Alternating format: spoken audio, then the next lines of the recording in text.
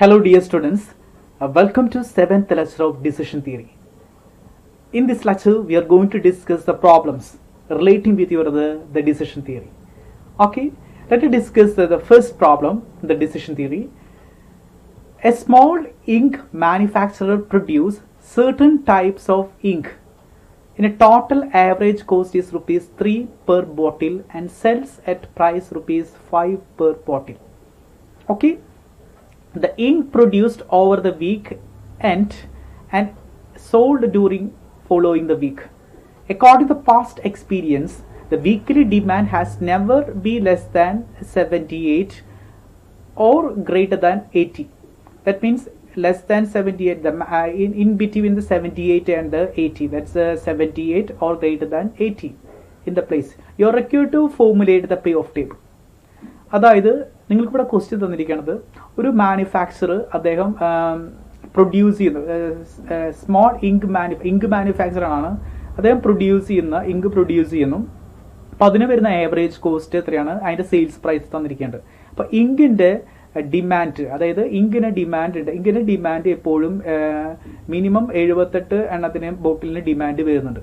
78 minimum ഉണ്ടായിരിക്കും, maximum 80 വരെ നമുക്ക് വന്നിട്ടുണ്ട്. പാസ്റ്റ് എക്സ്പീരിയൻസ് കാണിക്കുന്നത് മിനിമം 78 എണ്ണെങ്കിലും വരും, മാക്സിമം 80 എണ്ണെങ്കിലും വരും. അപ്പോൾ 78 80 വരെയാണ് ഇങ്കിന് വരുന്ന ഡിമാൻഡ്. നമ്മളോട് ചോദിച്ചിട്ടുള്ളത് പേ ഓഫ് ടേബിൾ കൺസ്ട്രക്ട് ചെയ്യാനാണ് പറഞ്ഞിട്ടുള്ളത്. ഓക്കെ, ഒരു പേ ഓഫ് ടേബിൾ ഈ ഇൻഫോർമേഷൻസ് വെച്ച് കൺസ്ട്രക്ട് ചെയ്യാനാണ് പറഞ്ഞിട്ടുള്ളത്. അപ്പോൾ നമുക്കറിയാൻ പറ്റും, firstly we must identify the event and the state of nature.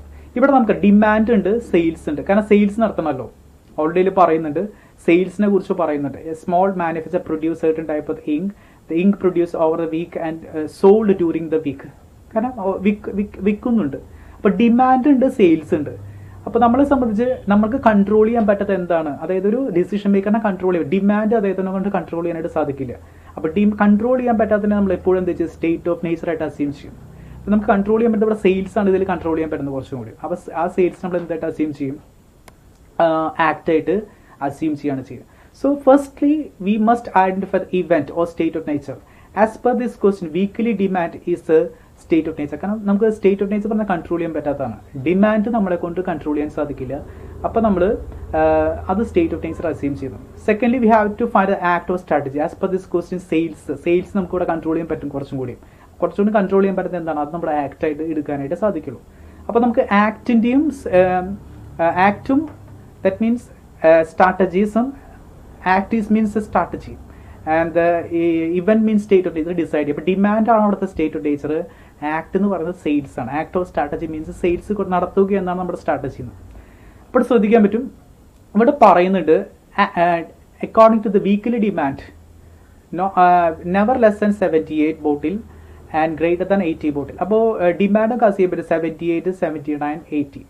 That means 78 bottle, 78 bottle, 79 bottle, 80 bottle. ഇവിടെ പറയുന്നത് 78 never less than 78 or greater than 80. 78 ഉണ്ടാവും, 79 ഉണ്ടായിരിക്കും, 80 ഉണ്ടായിരിക്കും. അപ്പോൾ ഡിമാൻഡ് നമുക്കറിയാം, ഇവിടെ assumes demand is state of nature. State of nature നമ്മൾ S1, S2, S3, 78 bottle, 79 bottle, 80 ബോട്ടിൽ.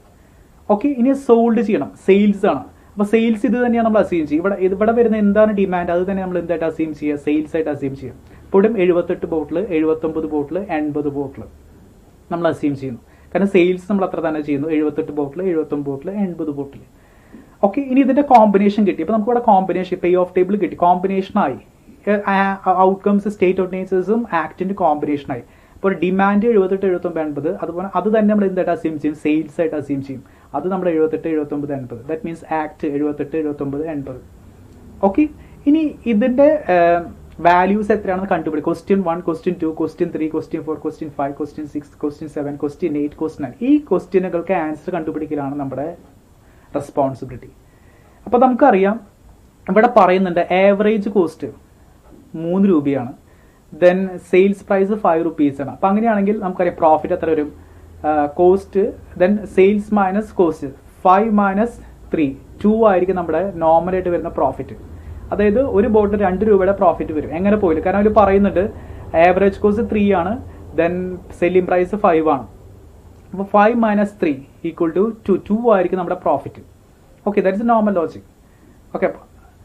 Okay then ഇനി നമ്മൾ അത് കൺസ്ട്രക്ട് ചെയ്യാൻ പോകണം. അപ്പോൾ സ്റ്റേറ്റ് ഓഫ് നേച്ചർ നമ്മൾ ഐഡന്റിഫൈ ചെയ്ത് 78, 79, 80 നമ്മുടെ സ്റ്റേറ്റ് ഓഫ് നേച്ചർ ആണ്. ദെൻ സെയിൽസും 78, 79, 80 ആണ്.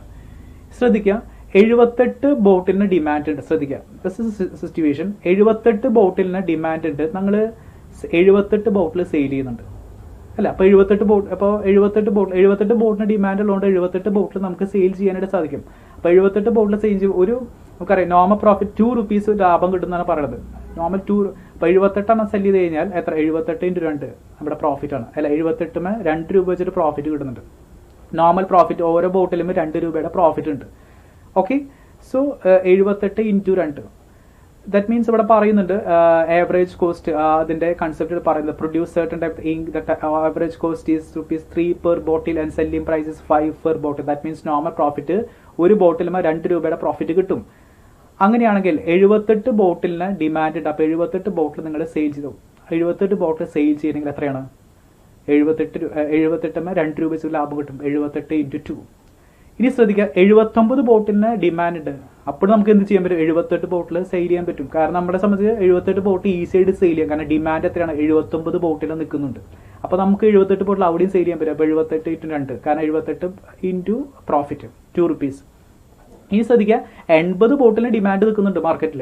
അപ്പോൾ നിങ്ങൾക്ക് എന്ത് ചെയ്യാൻ പറ്റും? 78 ബോട്ടിൽ സെയിൽ ചെയ്യാൻ സാധിക്കും. അപ്പോൾ നമുക്ക് എന്ത് 78 നമുക്ക് സെയിൽ ചെയ്യാൻ സാധിക്കും. അപ്പോൾ 78 × 2. അപ്പോൾ ഇവിടെ ഒക്കെ നമുക്ക് എന്താണ് 78 ബോട്ടിൽ സെയിൽ ചെയ്യാൻ സാധിക്കും. അത് ഡിമാൻഡിനനുസരിച്ച് സെയിൽ ചെയ്യാൻ സാധിക്കും എന്നാണ് നമ്മൾ ചെക്ക് ചെയ്യണത്. ശ്രദ്ധിക്കുക, 1 സെക്കൻഡ്. അപ്പോൾ 78 ബോട്ടിൽ സെയിൽ ചെയ്യുന്ന എലമെന്റ് ആണ് ഇവിടെ ഡിസ്കസ് ചെയ്യണത്. അപ്പോൾ 78 ബോട്ടിലിന് ഡിമാൻഡ് ഉണ്ട്, ബോട്ടിൽ ആൾക്കാർക്ക് ആവശ്യമുണ്ട്. അപ്പോൾ 78 ബോട്ടിൽ നിങ്ങൾക്ക് സെയിൽ ചെയ്യാൻ സാധിക്കും അല്ലേ. 78 ബോട്ടിലുണ്ട്, 78 സെയിൽസ് 78 ആണെങ്കിൽ 78 നിങ്ങൾക്ക് സെയിൽ ചെയ്യാനായിട്ട് സാധിക്കും. അപ്പോൾ 78 ബോട്ടിലുമേ ഒരു ബോട്ടിൽ 2 രൂപ വെച്ച് പ്രോഫിറ്റ് ആണ്. അപ്പോൾ 78 × 2 79 ബോട്ടിലിന് ഡിമാൻഡ്. അപ്പോൾ നിങ്ങൾക്ക് എന്ത് ചെയ്യാൻ പറ്റും? 78 ബോട്ടിൽ മാർക്കറ്റിൽ സെയിൽ ചെയ്യാനായിട്ട് സാധിക്കും. അപ്പോൾ 78 × 2 തന്നെയാണ് കിട്ടുന്ന ലാഭം. 80 ബോട്ടിന് ഡിമാൻഡ് ഉണ്ട്. അപ്പോൾ നമുക്ക് എന്ത് ചെയ്യാൻ പറ്റും? 78 ബോട്ടിൽ സെയിൽ ചെയ്യാൻ സാധിക്കും. അപ്പോൾ 78 × 2 അപ്പോൾ നിങ്ങൾക്ക് ആ ലാഭം കിട്ടും. അപ്പോൾ 78 ബോട്ടിൽ നമുക്ക് ലാഭം കിട്ടുന്നത് 156, 156, 156. 78 × 2, 78 × 2, 78 × 2. സോ 150 rupees നമുക്ക് അവിടെ ലാഭം കിട്ടും. ഇനി ശ്രദ്ധിക്കുന്ന 79 ബോട്ടിൽ സെയിൽ ചെയ്യുന്ന സിറ്റുവേഷനാണ് പറയുന്നത്. 78 ബോട്ടിലിന് ഡിമാൻഡ് ഉണ്ട്, പക്ഷെ നിങ്ങൾ 79 ബോട്ടിൽ സെയിൽ ചെയ്യാണ്. പക്ഷെ ഡിമാൻഡ് കുറവാണ്. 78 അതിന്റെ ഡിമാൻഡ്. അപ്പോൾ 78 അതിന്റെ പൈസ നിങ്ങൾക്ക് കിട്ടും. 78 അതിന്റെ ലാഭം നിങ്ങൾക്ക് കിട്ടും. 78 × 2 ഒരു ബോട്ട് നിങ്ങൾ അഡീഷണൽ ആയിട്ട് സെയിൽ ചെയ്യുന്നതാണ്. അത് നിങ്ങൾക്ക് ലാഭം കിട്ടില്ല. അപ്പോൾ അതിന്റെ കോസ്റ്റ് നിങ്ങൾക്ക് നഷ്ടമായിട്ട് വരും. കോസ്റ്റ് നമുക്കറിയാം, കോസ്റ്റ് പ്രൈസ് എത്രയാണ്? 3 രൂപയാണ് കോസ്റ്റ്. ഒരു ബോട്ടിൽ നിങ്ങൾ എക്സസ് ആയിട്ട് ഇവിടെ സെയിൽ നടത്താണ് 1 × 3. അത് നിങ്ങൾക്ക് നഷ്ടം വരും. അപ്പോൾ ആ ലാഭത്തിൽ നിന്നാൽ നഷ്ടം നിങ്ങൾ കുറയ്ക്കണം. 78 ബോട്ടിലിന് ഡിമാൻഡ് ഉള്ളതുകൊണ്ട് 78 ബോട്ടിൽ നിങ്ങൾക്ക് മാർക്കറ്റിൽ സെയിൽ ചെയ്തിട്ട് ലാഭം എടുക്കാൻ സാധിക്കും.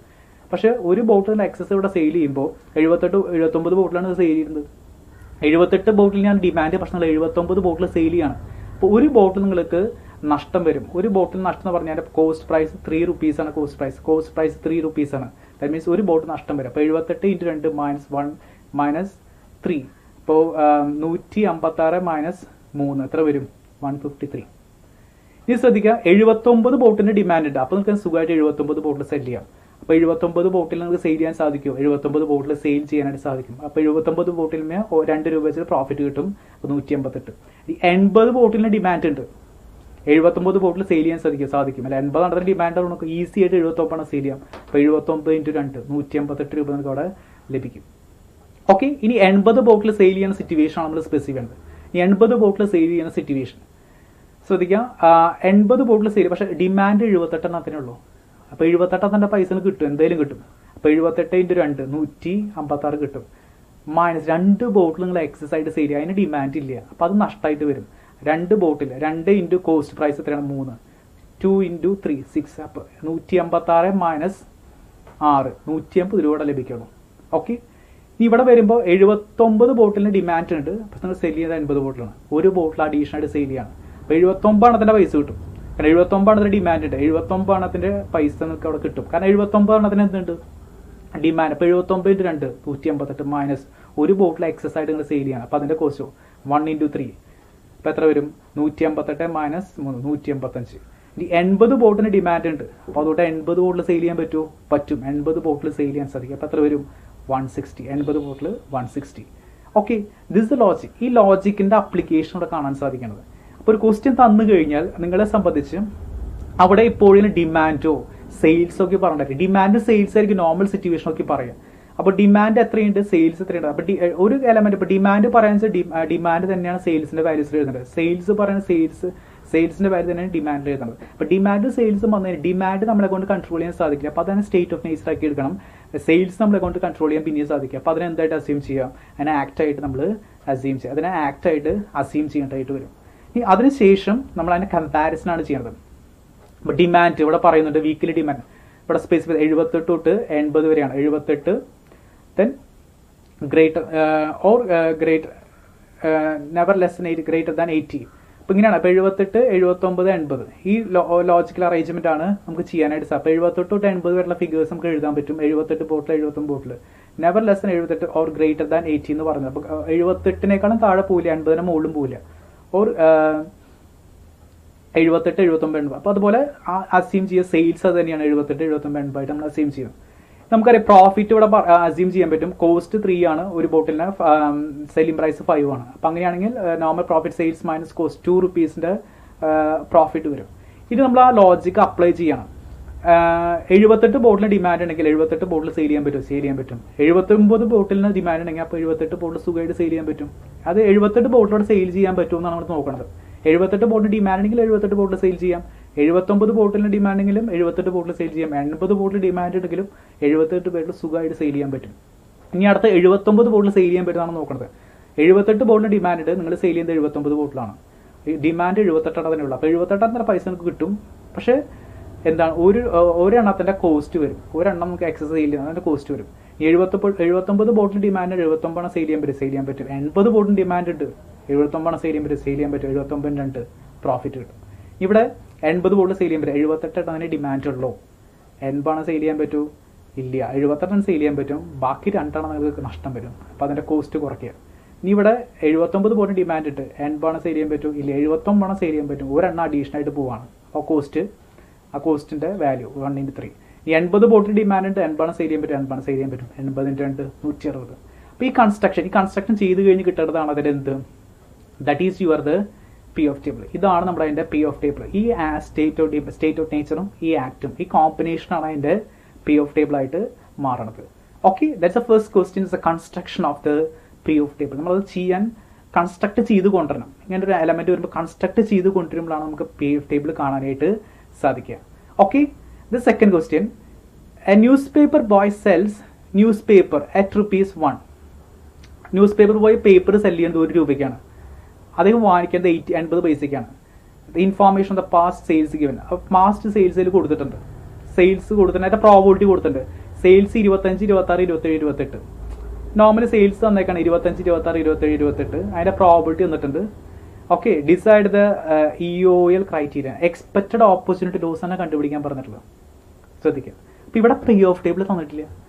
There is a question. ഇവിടെ പറയണത് ഒരു newspaper boy paper sell ചെയ്യുന്നു, 1 രൂപയ്ക്ക് സെല് ചെയ്യുന്നു, വാങ്ങിക്കുന്നത് 80 പൈസയ്ക്ക് വാങ്ങിക്കുന്നു. പാസ്റ്റ് സെയിൽസിന്റെ ഡാറ്റ മാത്രമേ ഉള്ളൂ. പാസ്റ്റ് സെയിൽസ് ഡാറ്റ എന്താണ്? 25 26 27 28. അതിന്റെ കറസ്പോണ്ടിങ് പ്രോബിലിറ്റി പറഞ്ഞിട്ട് 0.1 0.3 0.5 0.1. മാക്സിമം പ്രോബിലിറ്റി 1 ആയിരിക്കും. ദെൻ കൂട്ടുമ്പോൾ എല്ലാം കൂടി കൂട്ടുമ്പോൾ നമുക്കറിയാം നോർമലി ഇത് 1 വന്നിട്ടുണ്ടായിരിക്കും. ഓക്കെ, ഇനി നമ്മളോട് ചോദിച്ചത് എക്സ്പെക്റ്റഡ് ഓപ്പർച്യൂണിറ്റി ലോസ് ആണ് കണ്ടുപിടിക്കാൻ പറഞ്ഞിട്ടുള്ളത്. എക്സ്പെക്റ്റഡ് ഓപ്പർച്യൂണിറ്റി ലോസ് കണ്ടുപിടിക്കാൻ ആദ്യം പേ ഓഫ് ടേബിൾ വേണം.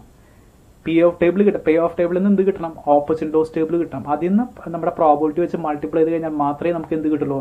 എക്സ്പെക്റ്റഡ് ഓപ്പർച്യൂണിറ്റി ലോസ് കണ്ടുപിടിക്കാനായിട്ട് സാധിക്കുള്ളൂ. ഓക്കെ, അപ്പോൾ ഇവിടെ നമ്മളെ സംബന്ധിച്ച് അറിയാം, ഇവിടെ നമ്മൾ എന്ത് ചെയ്യണം? പേ ഓഫ് ടേബിൾ കൺസ്ട്രക്ട് ചെയ്യണം. Calculation of payoff table. Payoff table കണ്ടുപിടിക്കണം. പേ ഓഫ് കണ്ടുപിടിക്കാൻ ആ ഒരു ഹിന്റ് പറഞ്ഞത് സെയിൽസ് ആണ്. സെയിൽസ് മാത്രമേ ഇതിൽ പറയുന്നുള്ളൂ. അപ്പോൾ സെയിൽസ് നമുക്ക് നേരത്തെ ക്വസ്റ്റിന് പറഞ്ഞു, സെയിൽസ് നമ്മളെ കൊണ്ട് ഓട്ടോമാറ്റിക്കലി കൺട്രോൾ ചെയ്യാൻ പറ്റും. അപ്പോൾ നമ്മൾ എപ്പോഴും എന്തായിട്ട് അസ്യൂം ചെയ്യാൻ പറ്റും? ആക്റ്റായിട്ട് അസ്യൂം ചെയ്യാൻ പറ്റും. ഇങ്ങനത്തെ സിറ്റുവേഷനകത്ത് നമുക്ക് എപ്പോഴും ആക്റ്റായിട്ട് അസ്യൂം ചെയ്യാം. ഇനി ഡിമാൻഡ് വന്നിട്ടുണ്ടായിരിക്കും ഓട്ടോമാറ്റിക്കലി. ഇതിന് ഡിമാൻഡ് വന്നിട്ടുണ്ടായിരിക്കും. ഡിമാൻഡ് ഇവിടെ പറയുന്നില്ല. ഡിമാൻഡ് ഉണ്ടായിരിക്കും. ഡിമാൻഡ് സെയിൽസാണ് എപ്പോഴും കണക്ട് ചെയ്ത് കിടക്കുക. അപ്പോൾ ഡിമാൻഡ് എത്രയായിരിക്കും? 25 26 27 28 തന്നെയായിരിക്കും. So firstly, we must identify the event or state of nature. Event or state, as per this question, weekly demand വന്നിട്ടുണ്ടായിരിക്കാം. ഡിമാൻഡ് നമുക്കറിയില്ല, അല്ലെങ്കിൽ ഡിമാൻഡ് വന്നിട്ടുണ്ട്, ഡിമാൻഡ് നമുക്കറിയില്ല. ഡിമാൻഡ് നമ്മൾ എന്തായിട്ട് അസ്യൂം ചെയ്യും? സ്റ്റേറ്റ് ഓഫ് നേച്ചർ ആയിട്ട് നമ്മൾ അസ്യൂം ചെയ്യാം. അപ്പോൾ അതിനനുസരിച്ച് ന്യൂസ് പേപ്പർ സെയിൽ ചെയ്യാൻ സാധിക്കും. അപ്പോൾ ഡിമാൻഡ് ഉണ്ടായിരിക്കും, ഡിമാൻഡ് നമ്മൾ അസ്യൂം ചെയ്യുക സ്റ്റേറ്റ് ഓഫ് നേച്ചർ ആണ്. Then secondly we must find A strategy. As per this question, sales നമ്മുടെ എന്താണ്? സെയിൽസ് എന്ന് പറഞ്ഞാൽ നമ്മൾ ആക്ട് ആണ്. സെയിൽസ് എന്ന് പറഞ്ഞാൽ നമ്മുടെ ആക്ട് ആയിട്ട് നമുക്ക് അസ്യൂം ചെയ്യാനായിട്ട് സാധിക്കും. അപ്പോൾ ഇങ്ങനത്തെ ക്വസ്റ്റ്യൻ വന്നു കഴിഞ്ഞാൽ നമുക്ക് എപ്പോഴും പേ ഓഫ് ടേബിൾ കൺസ്ട്രക്ട് ചെയ്യണം. പേ ഓഫ് ടേബിൾ കൺസ്ട്രക്ട് ചെയ്യാനുള്ള എന്തെങ്കിലും ഹിന്റ് ക്വസ്റ്റിൽ പറഞ്ഞിട്ടുണ്ടായിരിക്കും. ഇവിടെ സെയിൽസ് പറഞ്ഞാൽ നമുക്കറിയാം അത് ആക്ടുകളാണ്. സെയിൽസ് നമ്മുടെ ആക്ട് ആണ്. സെയിൽസുമായി കണക്ട് ചെയ്ത് കിടക്കുന്ന ഒരു എലമെന്റ് ആയിരിക്കും ഡിമാൻഡ്. ഡിമാൻഡ് നമ്മൾ എന്തായിരിക്കും എപ്പോഴും സ്റ്റേറ്റ് ഓഫ് നേച്ചർ ആയിട്ട് അസ്യൂം ചെയ്യാൻ നമ്മൾ ചെയ്യാം. നമുക്കിവിടെ നോൺ പ്രോഫിറ്റ് കണ്ടുപിടിക്കാൻ പറ്റത്തില്ല. 20 പൈസ ആയിരിക്കും, അല്ല 1 രൂപയ്ക്ക് അവൻ സെല് ചെയ്യുന്നുണ്ട്, ബൈ ചെയ്യുന്നത് 80 പൈസ. അപ്പോൾ 20 പൈസയാണ് അവൻ്റെ പ്രോഫിറ്റ് ലഭിച്ചിട്ടുണ്ടായിരിക്കും. ഓക്കെ, അത് നോർമലാണ്, നമുക്ക് 20 പൈസേൻ്റെ പ്രോഫിറ്റ് ലഭിക്കും. ലിസൺ, സെക്കൻഡ്ലി നമ്മൾ കൺസ്ട്രക്ട് ചെയ്യാൻ പോകണം, ടേബിൾ കൺസ്ട്രക്ട് ചെയ്യാൻ പോകണം. സ്റ്റേറ്റ് ഓഫ് നേച്ചേഴ്സ് നമുക്ക് കിട്ടിയ സ്റ്റേറ്റ് ഓഫ് നേച്ചർ എന്ന് പറഞ്ഞാൽ നമ്മുടെ ഡിമാൻഡാണ്. സ്റ്റേറ്റ് ഓഫ് നേച്ചർ പറഞ്ഞ ഡിമാൻഡ് നമ്മൾ സെയിൽസിൻ്റെ അതേ രീതിയിൽ അസ്യൂം ചെയ്യും. 25 news paper, 26 news paper, 27 news paper, 28 news പേപ്പറാണ്. അപ്പോൾ 25, 26, 27, 28. അപ്പോൾ 25, 26, 27, 28. Then act of strategy, sales ആണ്. ഇവിടെ തന്നിട്ട് sales 25, 26, 27, 28. 25 news paper, 26 news paper, 27 news paper, 28 news paper. ഈ ഒരു കൺസ്ട്രക്ഷൻ ആണ് നമ്മൾ ചെയ്യുന്നത്. ദെൻ Q1 ക്വസ്റ്റ്യൻ 1 കണ്ടുപിടിക്കണം, ക്വസ്റ്റ്യൻ 2 കണ്ടുപിടിക്കണം, ക്വസ്റ്റ്യൻ 3 അപ് ടു ക്വസ്റ്റ്യൻ 16 വരെ നിങ്ങൾ ആൻസർ ചെയ്യാം. അപ്പോൾ ഈ Q16 വരെ നിങ്ങൾ ഇതിന്റെ വാല്യൂസ് മുഴുവൻ കണ്ടുപിടിച്ച് കഴിഞ്ഞാൽ ഓട്ടോമാറ്റിക്കലി നമ്മുടെ പേ ഓഫ് ടേബിൾ ആയി. അപ്പോൾ ഇതാണ് നമ്മൾ ചെയ്യേണ്ട ലോജിക്ക്. അപ്പോൾ നമ്മൾ സെയിൽസും ഡിമാൻഡും തമ്മിലുള്ള കോമ്പിനേഷൻ ഏതാണ് ചെയ്യുക? സെയിൽസ് എപ്പോഴും നമ്മുടെ ആക്ടുകളായിരിക്കും. സെയിൽസ് കുറിച്ച് 25, 26, 27, 28. അപ്പോൾ അതുകൊണ്ട് അത് തന്നെയായിരിക്കും നമ്മൾ എന്തായിട്ട് അസ്യൂം ചെയ്യുക? ഡിമാൻഡായിട്ട് നമ്മൾ 25, 26, 27, 28 ഡിമാൻഡായിട്ട് നമ്മൾ അസ്യൂം ചെയ്യുകയാണ് ചെയ്യേണ്ടത്. ഓക്കെ, നമുക്ക് നോർമൽ പ്രോഫിറ്റ് ഉണ്ട്. സെയിൽസ് പ്രൈസ് 1 ആണ്. ദെൻ ബൈയിങ് പ്രൈസ് 80 ആണ്, 80 പൈസയാണ്. അപ്പോൾ അതിൻ്റെ അർത്ഥം നോൺ പ്രോഫിറ്റ് 20 പൈസയാണ് അവന് കിട്ടുന്ന profit. That means newspaper ബോയ്ക്ക് കിട്ടുന്ന പ്രോഫിറ്റ് 20 പൈസയാണ്. ഇത് നമ്മൾ നേരത്തെ ചെയ്ത മറ്റേ സിറ്റുവേഷൻസ് കമ്പയർ ചെയ്യണം. ഫസ്റ്റ് സിറ്റുവേഷൻ, 25 പേപ്പർ സെയിൽ ചെയ്യാൻ പറ്റും. ഡിമാൻഡ് 25 എണ്ണത്തിൻ്റെ ഡിമാൻഡ് ഉണ്ട്. അപ്പോൾ 25 എണ്ണം സെയിൽ ചെയ്യാൻ പറ്റും. നോർമലി സുഖമായിട്ട് ചെയ്യാൻ പറ്റും, കാരണം 25 എണ്ണത്തിൻ്റെ ഡിമാൻഡ്. അപ്പോൾ 25 ഇൻറ്റു ഒരു പേപ്പറിന് 20 പൈസ കിട്ടും. 25 ഇൻറ്റു 0.2. ഇനി 26 പേപ്പറിന് ഡിമാൻഡ് ഉണ്ട്. അപ്പോൾ 25 എണ്ണം സെയിൽ ചെയ്യാൻ പറ്റും, സുഖമായിട്ട് സെയിൽ ചെയ്യാൻ പറ്റും. 25 എണ്ണം സെയിൽ ചെയ്യാൻ പറ്റും. 25 എണ്ണം സെയിൽ ചെയ്യാൻ 25 ഇൻറ്റു 0.2. ഇനി 27 പേപ്പറിന് ഡിമാൻഡ് ഉണ്ട്. അപ്പോൾ 25 എണ്ണം സെയിൽ ചെയ്യാൻ പറ്റില്ല, സുഖമായിട്ട് പറ്റും. 27 എണ്ണത്തിന് ഡിമാൻഡ് ഉള്ളതുകൊണ്ട് 25 എണ്ണം സെയിൽ ചെയ്യാൻ പറ്റും. അവിടെയും അവനെ പ്രോഫിറ്റ് കിട്ടും 25 ഇൻറ്റു 0.2. 28 പേപ്പറിന് ഡിമാൻഡ് ഉണ്ട്. അപ്പോൾ 25 എണ്ണം സെയിൽ ചെയ്യാൻ സാധിക്കില്ല, 25 എണ്ണം സെയിൽ ചെയ്യാൻ സാധിക്കും. അപ്പോൾ 25 ഇൻറ്റു 0.2, ദാറ്റ് മീൻസ് 25 ഇൻറ്റു 0.2, 5 അല്ല, കിട്ടുന്ന വാല്യൂ 5 ആണ്. ഓക്കെ, എല്ലാത്തിൻ്റെ വാല്യൂ 5 ആണ്. ഇനി അടുത്ത് 26 പേപ്പർ സെയിൽ ചെയ്യാൻ പറ്റുന്നതാണ് ചോദിക്കുന്നത്. 25 എണ്ണത്തിന് ഡിമാൻഡ് ഉണ്ട്, 26 എണ്ണം സെയിൽ ചെയ്യാൻ പറ്റും. 25 എണ്ണത്തിന് ഡിമാൻഡ് ഉള്ളൂ, 26 എണ്ണം സെയിൽ ചെയ്യാൻ. 25 എണ്ണം നമുക്ക് സുഖമായിട്ട് സെയിൽ ചെയ്യാൻ പറ്റും. 25 0.2 ആണ് കിട്ടും. ദെൻ ഒരു പേപ്പർ അഡീഷണൽ ആയിട്ട് അവൻ സെയിൽ ചെയ്യാണ്, അത് നഷ്ടത്തിലാണ്, കാരണം അതിന് ഡിമാൻഡ് ഇല്ല. 25 എണ്ണത്തിന് ഡിമാൻഡ് ഉള്ളൂ. അപ്പോൾ ഒരെണ്ണത്തിന് അവന് കോസ്റ്റ് വരും. അപ്പോൾ ഒരെണ്ണം അവന് നഷ്ടമാണ്. അപ്പോൾ അതിൻ്റെ കോസ്റ്റ് പ്രൈസ് അറിയാം, 80 റുപ്പീസാണ് കോസ്റ്റ്. 1 ഇൻറ്റു 0.8, ദാറ്റ് 25 ഇൻറ്റു 0.2 അവന് ലഭിക്കുന്ന പൈസ. പക്ഷെ ഒരെണ്ണം അവൻ അഡീഷണൽ ആയിട്ട് സെയിൽ ചെയ്യാണ്, കാരണം അതിന് ഡിമാൻഡ് ഇല്ല. 26 എണ്ണം സെയിൽ, പക്ഷേ 25 എണ്ണത്തിന് ഡിമാൻഡ് ഉള്ളൂ. അപ്പം അങ്ങനെയാണെങ്കിൽ 25 into 0.2 minus 1 into 0.8, that means 4.20 ആണ് അവിടെ ലഭിക്കുള്ളൂ. ഇനി രണ്ടാമത്തെ ക്വസ്റ്റ്യൻ ആണ്, 26 എണ്ണത്തിന് ഡിമാൻഡ് ഉണ്ട്, 26 സെയിൽ ചെയ്യാൻ പറ്റും, സുഖമായിട്ട് ചെയ്യാൻ പറ്റും. അപ്പോൾ 26 സെയിൽ ചെയ്യുമ്പോൾ പ്രോഫിറ്റ് കിട്ടുന്നു, ഒരെണ്ണത്തിന് 0.2 വെച്ച് 26 ഇൻറ്റു 0.2.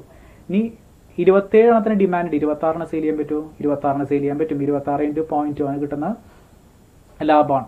ഇനി 28 എണ്ണത്തിന് ഡിമാൻഡ് ഉണ്ട്, 26 സെയിൽ ചെയ്യാൻ പറ്റുമോ? 26 സെയിൽ ചെയ്യാൻ പറ്റും, അപ്പോൾ അവൻ ലാഭമാണ്. സോ 5.2. ഓക്കെ, 5.2. ഇനി അടുത്തത് 27 എണ്ണത്തിന് സിറ്റുവേഷൻ. 25 എണ്ണത്തിന് ഡിമാൻഡ് ഉണ്ട്, 27 എണ്ണം സെയിൽ ചെയ്യാൻ പറ്റുമോ?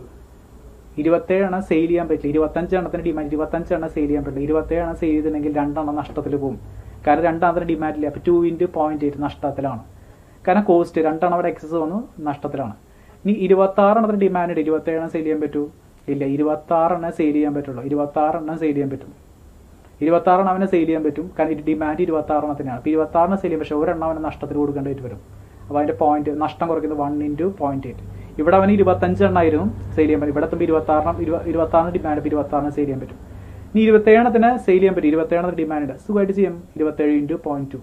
28 ഡിമാൻഡ്, 27 സെയിൽ ചെയ്യാൻ പറ്റും. 27 × 0.2.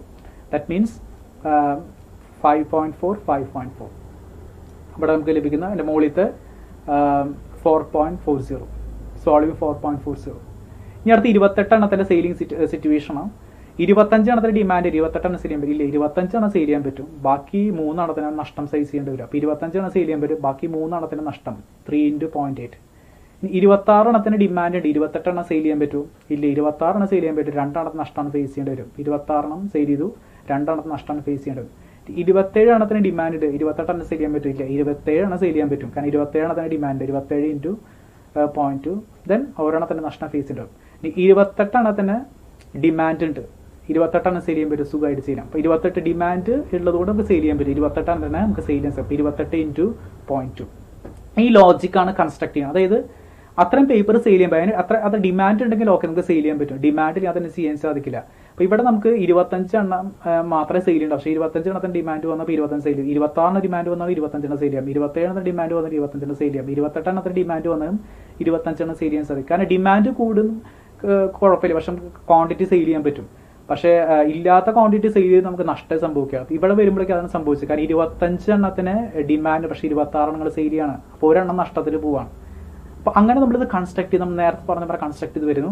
ആ കൺസ്ട്രക്ട് ചെയ്ത് കിട്ടുന്നതാണ് അതിൻ്റെ പേ ഓഫ് ടേബിൾ. അപ്പോൾ 5, 5, 5, 4.2, 5.2, 5.2, 5.2, 3.4, 4.4, 5.4, 5.4, then 2.6, 3.6, 4.6, 5.6. അത് ഇതൊക്കെ സോൾവ് ചെയ്ത് കിട്ടുന്ന വാല്യൂസ് ആണ് ഇവിടെ അതിൻ്റെ കൺസ്ട്രക്ഷനിലേക്ക് കൊടുത്തിട്ടുള്ളത്. ഇതെല്ലാം സോൾവ് ചെയ്ത് കിട്ടുന്ന വാല്യൂസുകളാണ് ഇവിടുത്തെ കൺസ്ട്രക്ഷനിലേക്ക് വന്നിട്ടുള്ളത്. അപ്പോൾ ഇതാണ് ഇതിൻ്റെ പേ ഓഫ് ടേബിൾ. ഓക്കെ, അപ്പോൾ പേ ഓഫ് ടേബിൾ കൺസ്ട്രക്ട് ചെയ്യാനായിട്ട് നമുക്ക് സാധിച്ചു. നമ്മളോട് ചോദിച്ചിട്ടുള്ള എന്താണ്? EOL ആണ്, എക്സ്പെക്റ്റഡ് ഓപ്പർച്യൂണിറ്റി ലോസ് ആണ്. അപ്പോൾ എക്സ്പെക്റ്റഡ് ഓപ്പർച്യൂണിറ്റി ലോസ് കാണാൻ ഓപ്പർച്യൂണിറ്റി ലോസ് ടേബിൾ കണ്ടുപിടിക്കാൻ. അതിന് EOL കണ്ടുപിടിക്കാൻ പറ്റും. ഓപ്പർച്യൂണിറ്റി ലോസ് ടേബിൾ കണ്ടുപിടിക്കാൻ പറ്റും. ഓരോ state of nature highest select ചെയ്യാം. ഓരോ സ്റ്റേറ്റ് ഓഫ് നേച്ചർ. അപ്പോൾ ഈ സ്റ്റേറ്റ് ഓഫ് നേച്ചർ ഹയസ്റ്റ് 5 ആണ്, സെക്കൻഡിൽ 5.2 ആണ്, തേർഡിൽ 5.4 ആണ്, ഫോർത്തിൽ 5.6 ആണ്. അപ്പോൾ ഓരോ സ്റ്റേറ്റ് ഓഫ് നേച്ചർ വൈസും ഹയസ്റ്റ് സെലക്ട് നമുക്കറിയാം. പേ ഓഫ് കിട്ടി കഴിഞ്ഞാൽ ഓപ്പർച്യൂണിറ്റി ലോസ് ടേബിൾ കണ്ടുപിടിക്കാൻ നമുക്കറിയാം. ഓരോ സ്റ്റേറ്റ് ഓഫ് നേച്ചർ വൈസും ഹയസ്റ്റ് സെലക്ട് ചെയ്യുന്നു. അപ്പോൾ S1 5 ആണ്, S2 5.2 ആണ്, S3 5.4 ആണ്, S4 5.6 ആണ്. എന്ത് വെച്ചാൽ ഈ ഹയസ്റ്റ് വാല്യൂ കറസ്പോണ്ടിങ് ആക്ടുകളിൽ നിന്ന് ലെസ് ചെയ്യാണ് ചെയ്യുക. 5 - 5, 5 - 4.2, 5 - 3, 5.26. ദെൻ 5.2, ഇവിടെ 5.2 ആണ്, 5.2 എല്ലാത്തിനും ലെസ് ചെയ്യുന്നു. ഇവിടെ 5.4 ആണ് ഹയസ്റ്റ്, 5.4 എല്ലാത്തിനും ലെസ് ചെയ്യുന്നു.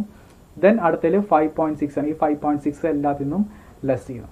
അപ്പോൾ അത് ലെസ് ചെയ്ത് കഴിഞ്ഞ് കിട്ടുന്ന വാല്യൂസ്. അപ്പോൾ ഇവിടെ 0, 0.2, 0.4, 0.6, 0.8, 0, 0.2, 0.4, 1.6, 0.8, 0, 0.2, ദെൻ 2.4, 1.6, 0.8, 0. ഇതാണ് എന്ത് അതിൻ്റെ ഓപ്പർച്യൂണിറ്റി ലോസ് ടേബിൾ. ഓക്കെ, ഇനി അതിന് ശേഷമാണ് നമ്മൾ ഇത് ചെയ്യുന്നത്, എക്സ്പെക്റ്റഡ് ഓപ്പർച്യൂണിറ്റി ലോസ് കണ്ടുപിടിക്കാൻ പോകുന്നത്. എക്സ്പെക്റ്റഡ് ഓപ്പർച്യൂണിറ്റി ലോസ് കണ്ടുപിടിക്കാൻ നമുക്കറിയാം പ്രോബബിലിറ്റീസിന് ഇമ്പോർട്ടൻസ് വരും. കാരണം ഇവിടെ പ്രോബിലിറ്റി തന്നിട്ടുണ്ട്. എക്സ്പെക്റ്റഡ് ഓപ്പർച്യൂണിറ്റി ലോസും എക്സ്പെക്റ്റഡ് മോണിറ്ററി വാല്യൂം എക്സ്പെക്റ്റഡ് ഓപ്പർച്യൂണിറ്റി ലോസും കാണുമ്പോൾ അതിൻ്റെ പ്രോബബിലിറ്റിക്ക് ഇമ്പോർട്ടൻസ് ഉണ്ട്. അപ്പോൾ സ്റ്റേറ്റ് ഓഫ് നേച്ചർ വൈസ് നമുക്ക് ഡിമാൻഡ് സ്റ്റേറ്റ് ഓഫ് നേച്ചർ 25, 26, 27, 28 അത് കറസ്പോണ്ട് ചെയ്യുന്ന പ്രോബബിലിറ്റീസ് കോഴ്സിൽ പറഞ്ഞിട്ടുണ്ട് 0.1, 0.3, 0.5, 0.10. അപ്പോൾ നമുക്ക് ഐഡന്റിഫൈ ചെയ്തു 0.1, 0.3, 0.5, 0.1 പ്രോബബിലിറ്റീസ് എഴുതി. ഇനി ശ്രദ്ധിക്കുക, ഓപ്പോസിറ്റ് ലോസ് ടേബിളിൻ്റെ വാല്യൂസ് 0, 0.2, 0.4 ഓരോ ആക്ട് വൈസ് എഴുതുന്നു. ആക്ട് വൈസ് ഇതേ വാല്യൂസ് എടുത്ത് എഴുതാണ്. ഓരോ ആക്ട് വൈസുള്ള വാല്യൂസ് എടുത്ത് എഴുതുന്നു. ഇനി EOL ഓഫ് ഫസ്റ്റ് ആക്ടിൻ്റെ EOL കണ്ടുപിടിക്കണം. EOL of the first act, act 1.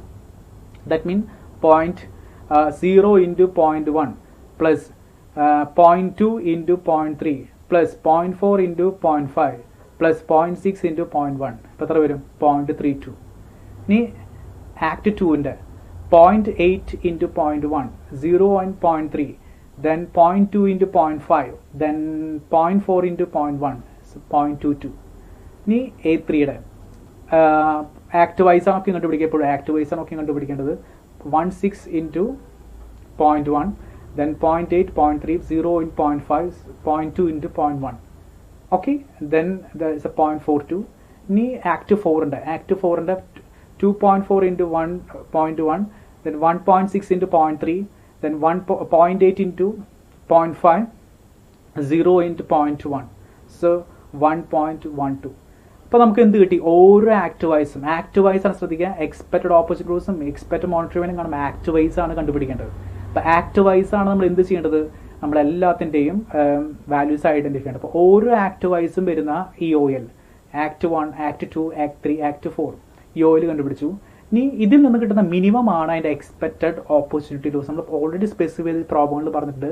Expected opportunity loss പറഞ്ഞാൽ നമുക്ക് കിട്ടിയിരിക്കുന്ന ഈ OLന് ഏറ്റവും മിനിമം, ഇവിടെ ഏറ്റവും മിനിമം എത്രയാണ്? 0.22. ദാറ്റ് മീൻസ് A2 ആണ് ഇതിലത്തെ ഏറ്റവും മിനിമം വരുന്നത്. സോ സിൻസ് ഈ OL is the least is A2, that is 0.22. It is an optimal act. Therefore, the newspaper boy may stock 26 copy. അല്ലെ 26 കോപ്പിയുമായി കറസ്പോണ്ട് ചെയ്യണത് അല്ലേ? A2 കറസ്പോണ്ട് 26 ന്യൂസ് പേപ്പർ കോപ്പിയാണ്. Copies so as to minimise the probable opposite. അപ്പോൾ 26 കോപ്പിയെങ്കിൽ അവൻ sale ചെയ്യുന്നതാണ് അവൻ എപ്പോഴും നല്ലത്. അതാണ് കുറച്ചും കൂടി ഐഡിയൽ ആയിട്ട് നല്ലത് എന്നാണ് നമുക്ക് കൺക്ലൂഡ് ചെയ്യാനായിട്ട് സാധിക്കും. Okay, so this concept is known as expected opportunity loss. Expected opportunity loss എന്ന കൺസെപ്റ്റാണ് ഇവിടെ സ്പെസിഫൈ ചെയ്തത്. Okay, once again the first this is a question. A newspaper boy is selling the paper, getting the profit is selling price is 1 and buying price is 80.8, so getting 20 paisa on a profit ആണ് ലഭിക്കുന്നത്. Then sales ഉണ്ട്, demand already വന്നത്. sales നമ്മൾ can assume sales are the state of nature and simultaneously demand is your the, so the sales is the your act of strategy and the demand is your the state of nature. അപ്പോൾ സെയിൽസിന് അതേ value നമ്മൾ demand criteria എഴുതും. ഇവിടെ നമ്മൾ assume ചെയ്യുന്നുണ്ട് എന്താണ്? We identify the event and state of nature. As per this question weekly demand, state of nature and the sales is act. നമ്മളത് construct ചെയ്യാണ്. സെയിൽസ് ആക്ടുകൾ A1, A2, A3, A4 is and A4 നമ്മളതിനെ construct ചെയ്യുന്നു. A1, A2, A3, 25, 26, 27, 28, 25, 26, 27, 28. Then അപ്പോൾ നമ്മൾ ഇനി corresponding element കണ്ടുപിടിക്കുകയാണ് ചെയ്യണത്. Okay, then അതുപോലെ എത്രയും സെയിൽസ് ചെയ്യാനുള്ള ഡിമാൻഡ് ഉണ്ടോ, ഉണ്ടെങ്കിൽ എത്ര പൈസ കിട്ടും, ഇത്രയും സെയിൽസ് ചെയ്യാനുള്ള ഡിമാൻഡ് ഉണ്ടോ, ഉണ്ടെങ്കിൽ എത്ര പൈസ, നഷ്ടം വരുന്നുണ്ടോ, നഷ്ടം ഉണ്ടെങ്കിൽ നഷ്ടം കോട്ട് ചെയ്യണം. അങ്ങനെ അത് കമ്പയർ ചെയ്യുന്നു, പേ ഓഫ് ടേബിൾ കൺസ്ട്രക്ട് ചെയ്യുന്നു. ദെൻ ആ പേ ഓഫ് ടേബിളിൽ നിന്ന് നമ്മൾ എന്ത് ചെയ്യുന്നത്? ഓപ്പർച്യൂണിറ്റി ലോസ് ടേബിൾ ഐഡന്റിഫൈ ചെയ്യുന്നത്. ഓപ്പർച്യൂണിറ്റി ലോസ് ഐഡന്റിഫൈ ചെയ്യുന്നു. ദെൻ ഓപ്പർച്യൂണിറ്റി ലോസ് ഐഡന്റിഫൈ ചെയ്തതിന് ശേഷം നമ്മൾ ചെയ്യേണ്ട കാര്യം നമ്മൾ ഈ OL ചെയ്യണം പറഞ്ഞിട്ടുള്ളത്. അപ്പോൾ ഈ OL ചെയ്യാൻ കറസ്പോണ്ടിങ് പ്രോബിലിറ്റീസ് അവിടെ എഴുതുന്നു. ആ corresponding probabilities multiply means corresponding ആക്ടുകളായിട്ട് മൾട്ടിപ്ലൈ ചെയ്യുന്നു. അപ്പോൾ ഓരോ ആക്ടിൻ്റെയും എക്സ്പെക്റ്റഡ് ഓപ്പർച്യൂണിറ്റി ലോസ് കണ്ടുപിടിക്കുന്നു. അതിൽ കിട്ടുന്ന ഏറ്റവും ലീസ്റ്റ് വരുന്ന 0.22 അതായിരിക്കും അതിൻ്റെ ഡിസിഷൻ. ഈ OL ഈസ് ലീസ്റ്റ് A2 0.22. അപ്പോൾ നമുക്ക് കൺക്ലൂഡ് ചെയ്യാൻ പറ്റും അദ്ദേഹം 26 കോപ്പിയാണ് A2 അല്ല A2നെ കറസ്പോണ്ട് വരുന്നത്. 26 കോപ്പിയെങ്കിലും minimize the probable opportunity loss. Okay, this is the important category of the question. The first question is same format. ആദ്യത്തെ ക്വസ്റ്റ്യൻ ഇതേ സെയിം ഫോർമാറ്റിലായിരുന്നു വന്നത്. അവിടെ നമ്മളെ സംബന്ധിച്ച് ആക്റ്റും ഡിമാൻഡ് തന്നിട്ടുണ്ടായിരുന്നു. ദെൻ ആക്റ്റും ഡിമാൻഡായിട്ട് നമ്മൾ കമ്പയർ ചെയ്തു. ഡിമാൻഡ് എന്ന കൺസെപ്റ്റ് അപ്പോൾ അത് തന്നെ നമ്മൾ ആക്റ്റായിട്ട് അസ്യൂം ചെയ്യും. അപ്പോൾ ഒരെണ്ണം തരുള്ളൂ, അപ്പോൾ മറ്റൊന്ന് നമ്മൾ അസ്യൂം ചെയ്യും, അത് തന്നെ മറ്റൊന്നായിട്ട് നമ്മൾ അസ്യൂം ചെയ്യുന്നു. അപ്പോൾ ഡിമാൻഡ് നമ്മൾ തന്നു, അപ്പോൾ ആക്ട് നമ്മൾ എന്ത് ചെയ്തു? അത് തന്നെയായിട്ട് അസ്യൂം ചെയ്തു. ദെൻ കമ്പയർ ചെയ്യുന്നു. അത് സെയിൽ ചെയ്യാനുള്ള ഡിമാൻഡ് ഉണ്ടോ നമ്മൾ നോക്കുന്നു. സെയിൽ ചെയ്യാനുള്ള ഡിമാൻഡ് ഉണ്ടെങ്കിൽ എത്ര പൈസ കിട്ടും, നഷ്ടം വരുന്നുണ്ടോ, ആ ഐഡന്റിഫിക്കേഷൻ അവിടുത്തെ പേ ഓഫ് ടേബിൾ ആയിട്ട് മാറണത്. ഓക്കെ, ദ സെക്കൻഡ് ക്വസ്റ്റ്യൻ ഇവിടെ ന്യൂസ് പേപ്പറുമായി റിലേറ്റ് ചെയ്തുകൊണ്ട് പറഞ്ഞു എക്സ്പെക്റ്റഡ് ഓപ്പർച്യൂണിറ്റി ലോസ് നമ്മൾ ഐഡന്റിഫൈ ചെയ്തു. Okay, then expect opportunity loss നമ്മൾ ഐഡന്റിഫൈ ചെയ്യുന്നു. Then finally getting the least EOL is 0.22 is selected. Okay, these are two important questions relating with your the decision theory, and these questions are essay pattern question and probably essay ki choikan chance ulla questions aanu. Okay, the one is the construction of the payoff, how to construct a payoff.